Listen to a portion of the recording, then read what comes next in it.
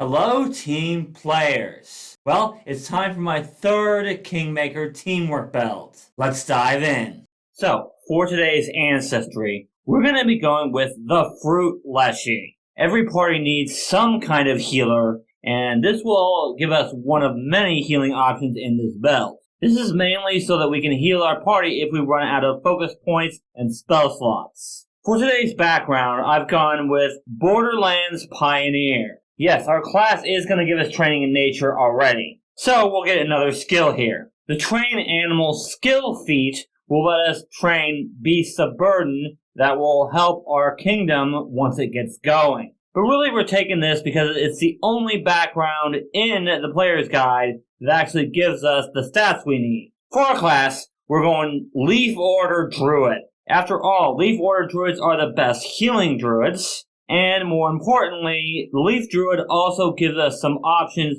that we can do besides healing, which I'll get to later. But for right now, the Leaf Order gives us the Leshy Familiar feats, which can really help the party, and the Cornucopia Focus spell, which will help us heal outside of combat.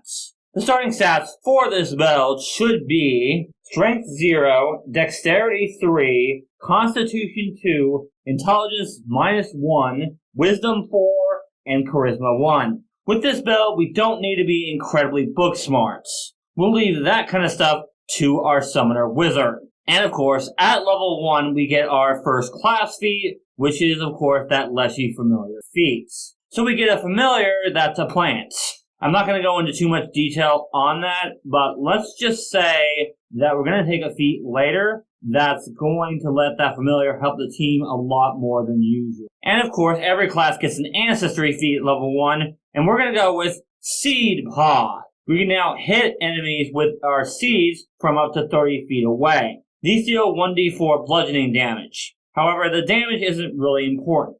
What's important here is that if we manage to critically hit, the target of our seed pods takes a minus 10 foot status penalty to their speed until the start of our next turn. After all, we're trying to do more than simply heal our party. We're also trying to slow down enemies. And this is one of the ways we can do that. There's one more thing that this build wants to do, but I'll get to that later in this video.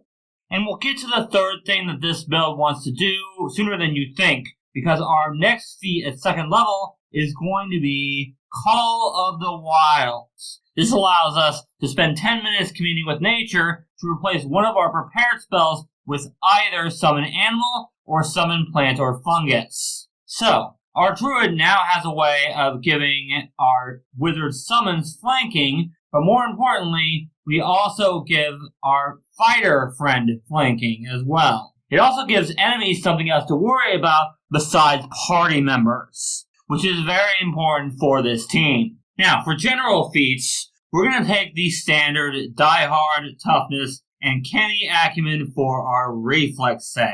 But we're also going to need Fleet for a little more speed and Incredible Initiative. The main reason that we need Incredible Initiative here is because everything that this build wants to do is better if we go first in combat.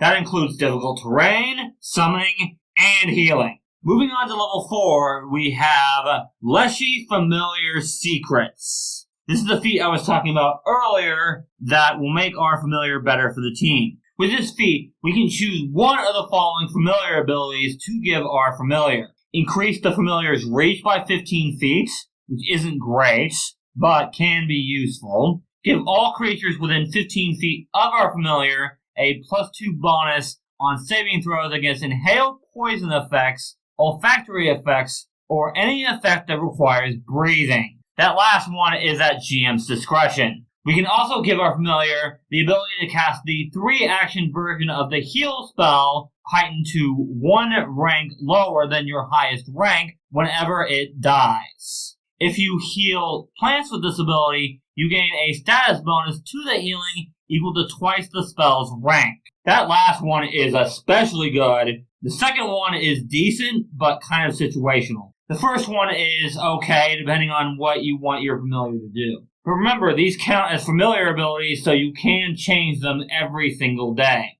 Also, this feat gives you an additional familiar ability, which must be one of these. So that means you have 3 familiar abilities rather than just 2, making this feat incredibly useful. For your level 5 Ancestry feat, you can pretty much take what you want here. There isn't a great feat for this build at this level, but I went with Harmlessly Cute.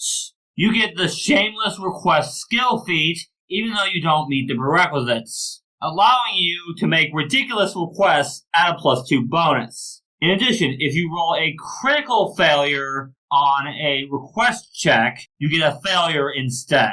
Also, you get a +1 circumstance bonus on initiative checks if you roll Deception for initiative. That last part will not stack with Incredible Initiative, which is why this is not great. But it's the best feat for this build I could come up with, because making ridiculous requests is kind of useful. For Teamwork Report number 1, unfortunately, we really don't have a lot of options for slowing down enemies. We do have our Seed Pod, and we have spells. Mud Pit in particular will be good at this level. However, what we do have are good healing options, including the Medicine skill, as Druids are very good at that, and summoning thanks to Call of the Wild, as well as, of course, our spell slots. For this build, we want our faith to be Green Faith. There's 3 real reasons for this. First, the Player's Guide for Kingmaker says that the Green Faith is a good one to pick for Druid. Secondly, the edict to allow civilization to grow in tandem with nature actually does fit this build very well. And the third reason is that the Green Faith doesn't give us a patron deity. Therefore, we can take Godless Healing, which is a very important feat for this build. And of course, you will want to take the standard Continual Recovery and Ward Medic for this build. Other than that, your skill feats are pretty much up to you. Okay, really quickly, let's go over the rest of these feats. Grown of Oak will give us and our Leshy Familiar more defense when we need it.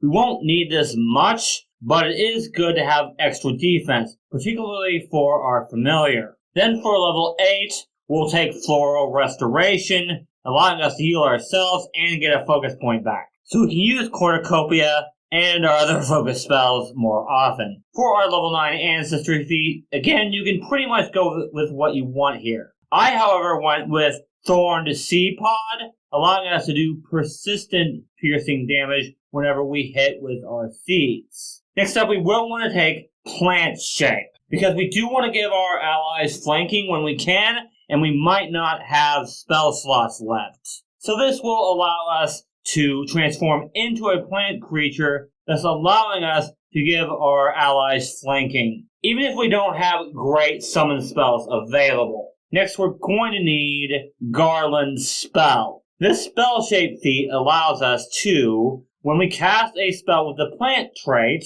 we can choose a 10-foot burst area within the spell's range and make that difficult and hazardous terrain. You can choose whether this does piercing damage or poison damage. But either way, creatures that try to move through the area take 2d6 damage. Thus, this slows enemies down and makes them take damage if they try to move through it.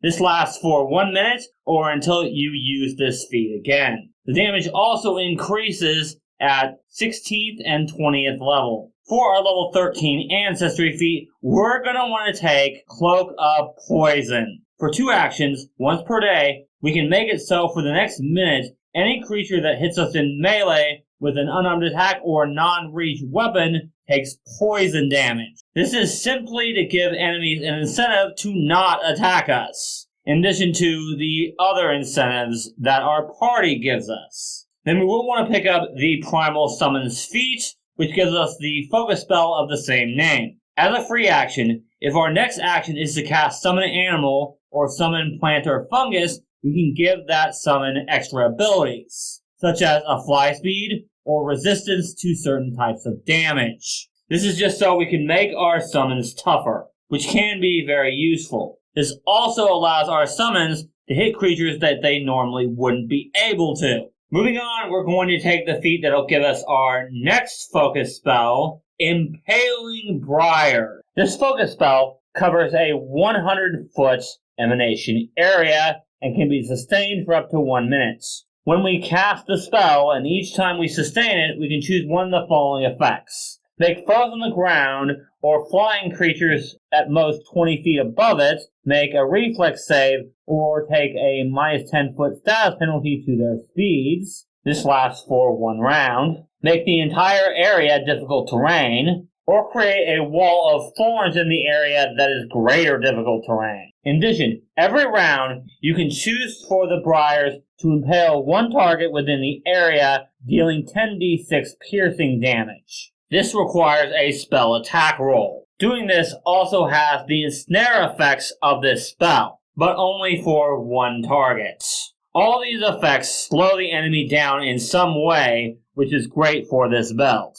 The fact that you can do damage with this spell too makes it even better. And remember that the ensnare effect only affects enemies, not your allies, making that one an excellent one to do. For our last ancestry feat, we're going to take Flourish and Ruin, allowing us to cast Field of Life and Tangling Creepers without spell slots once per day. Field of Life is actually a pretty good healing option, especially if you're in a small area. And Tangling Creepers is just another way to slow enemies down. Both awesome spells that I highly recommend. You could also take Regrowth to get Regenerate if you want here. Both feats are very good. Moving on to level 18, we'll be taking Primal Aegis. You and all allies within 30 feet of you gain resistance equal to your Wisdom modifier to acid, cold, electricity, fire, vitality, and void damage. At this point, our Wisdom is more than likely going to be a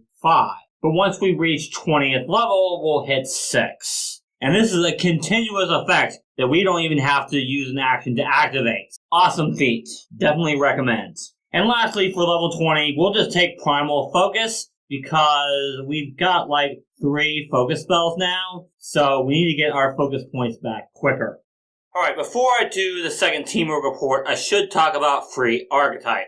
There are a number of archetypes that could help this build. The Blessed One archetype works extremely well with this build, as does the Geomancer archetype. If you want to focus on your Familiar, then Familiar Master might also be a good choice. However, I went with 3 different archetypes, starting with the Medic archetype. Just the Medic dedication by itself is enough, but Doctor's Visitation is also a great one to pick up, as is Treat Condition. After that, I would take the Herbalist dedication. Since most of the healing in this build is done out of combat, it's going to be good to have Elixirs of Life to hand out to party members so that they can heal during combat. And we don't have to use heal spells to heal them during combat, for when they're immune to battle medicine. And lastly, I needed 2 other archetype feats, so I ended up taking the Cleric dedication, and after that I took Rapid Response to help with action economy. But overall, any archetype that will help you with healing, summons, or difficult terrain will be awesome here.